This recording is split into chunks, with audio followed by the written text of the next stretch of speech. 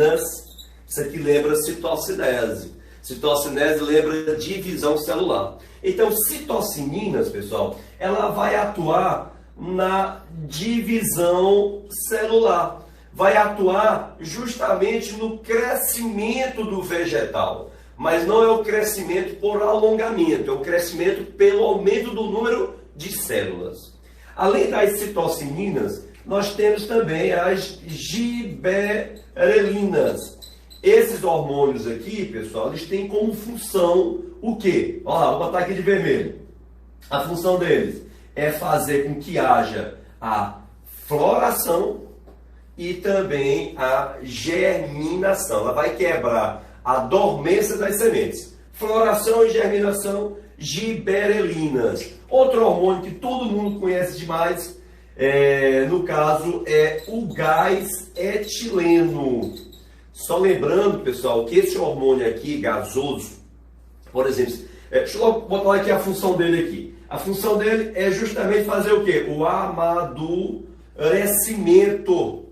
Amadurecimento dos frutos e também fazer a queda das folhas. Amadurecimento dos frutos e a queda das folhas são as principais funções do gás etileno. Inclusive, o gás etileno ele é conhecido como hormônio do envelhecimento.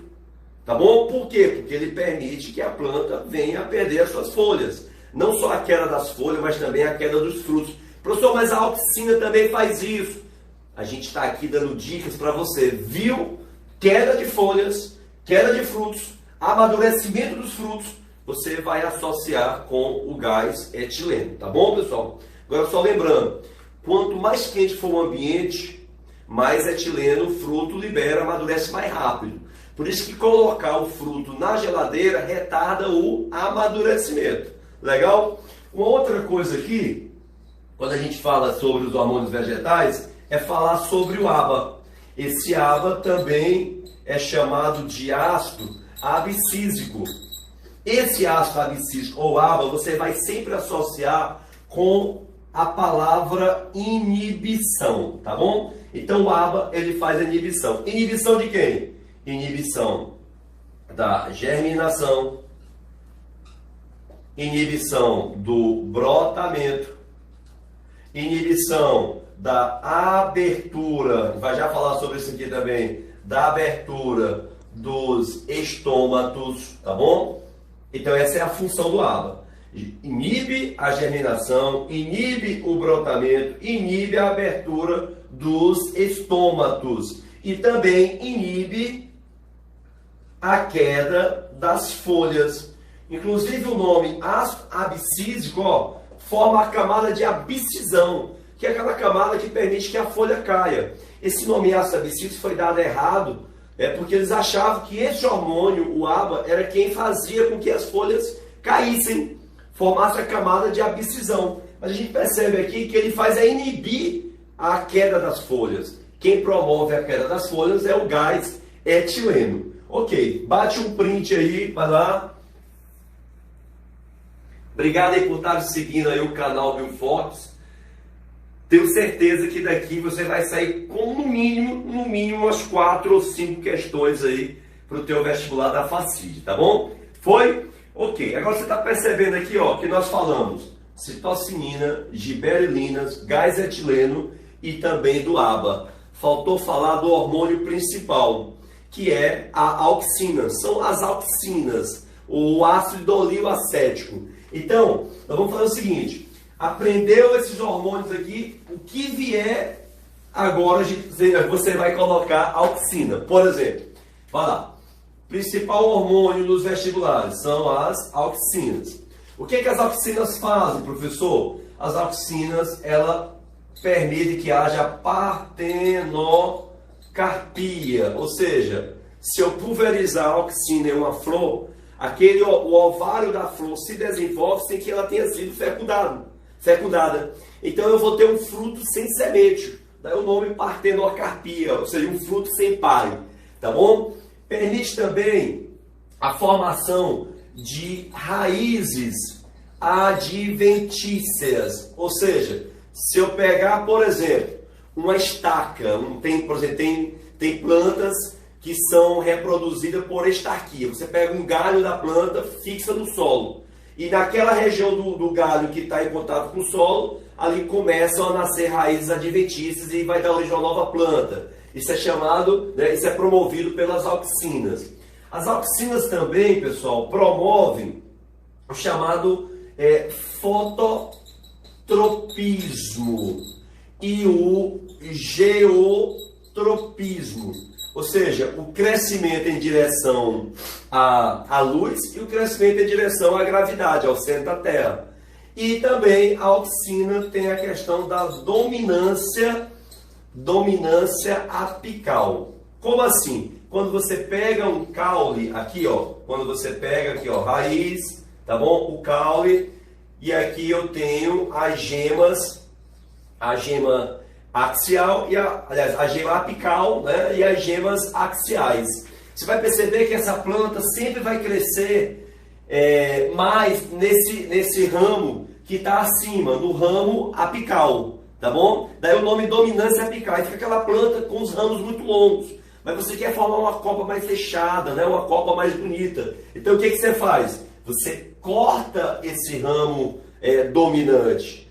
E aí a auxina começa a migrar para os ramos laterais que vão depois se desenvolver. É a explicação para a poda. Quando eu corto uma parte da planta dominante, a auxina migra para os galhos laterais que passam a se desenvolver e a copa fica mais fechada. Então vamos repetir? Auxina, frutos sem semente, partenocarpia. Estarquia, promove a formação de raízes adventícias. Fototropismo, geotropismo, que eu vou já explicar a questão do fototropismo. E a dominância apical, aí a questão da poda, tá bom? Ok? Bate o print aí, vamos lá?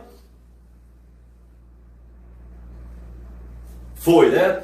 Então, eu vou te explicar agora, vou explicar para vocês como é que ocorre essa questão do fototropismo. Por exemplo, se eu pegar uma planta aqui e se ela tiver só uma fonte de luz, o caule se direciona para a luz, né? Ele tem fototropismo positivo, e a raiz ela vai se afastar da luz. A raiz tem fototropismo negativo. Como é que isso ocorre? Vamos lá. A primeira coisa que você tem que saber é que a principal função da auxina, aqui ó, caule e raiz, tudo bem? A principal função da auxina é fazer o crescimento do vegetal por alongamento de suas células. A distensão da célula vegetal. Ele alonga a célula vegetal, tá bom? Outra coisa que você tem que saber. A auxina, ela sempre vai migrar para o lado oposto à luz. Porque ela é fotodegenerativa. Então, se eu tenho a luz unidirecional, a luz está só nesse lado aqui, ó. Olha só, o que vai acontecer? A auxina, ela vai migrar para o lado oposto à luz. Vai lá que aqui é uma questão da fascite. Se liga, vai migrar para o lado oposto à luz. O que você tem que saber? Vamos fazer aqui esse gráfico muito cobrado dos vestibulares. Aqui você tem a questão, ó, para cima cresce e para baixo inibe, tá bom? Para baixo inibe. E aqui você tem a concentração do AIA, que é o ácido oleoacético, que é a principal auxina. Ó, pequenas concentrações de auxina estimulam a raiz, mas inibem o caule. Maiores concentrações de auxina estimulam o caule e inibem a raiz. O que você entendeu por esse gráfico aqui? É que a raiz ela é mais sensível à auxina.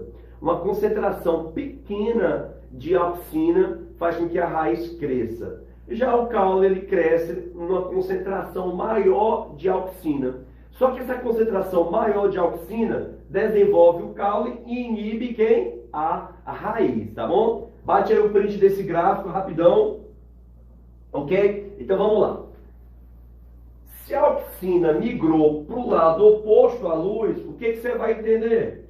Que essa região bem aqui, ó, que tem mais auxina no caule, ela vai se desenvolver. E essa região que tem menos auxina, ela se atrofia. Na raiz, essa região que tem mais auxina, lembra? A raiz, quando a concentração de auxina aumenta, ela é inibida. Então, na raiz, essa região que tem mais auxina, ela é inibida. E essa região que tem menos auxina, ela é estimulada. Então, vai ficar assim, ó. Vamos lá. De novo, vou repetir. O que é que a auxina faz? Ela faz com que a célula se divida ou com que ela se alongue. Foi o que eu falei para você. Divisões celulares, a gente vai associar a citocinina. A auxina a gente vai associar a crescimento por alongamento, tá bom? Então, ó, essas células aqui, onde tem mais auxina, aqui aumentou a concentração da auxina, faz com que essas células se alonguem. Elas vão ficar maiores, empurrando o caule na direção da luz. Já na raiz, essa região que tem mais auxina aqui, em vez de estimular a raiz, vai inibir a raiz. Então, quem vai crescer, no caso da raiz, são as células onde tem menos auxina, ó, desse lado aqui, ó.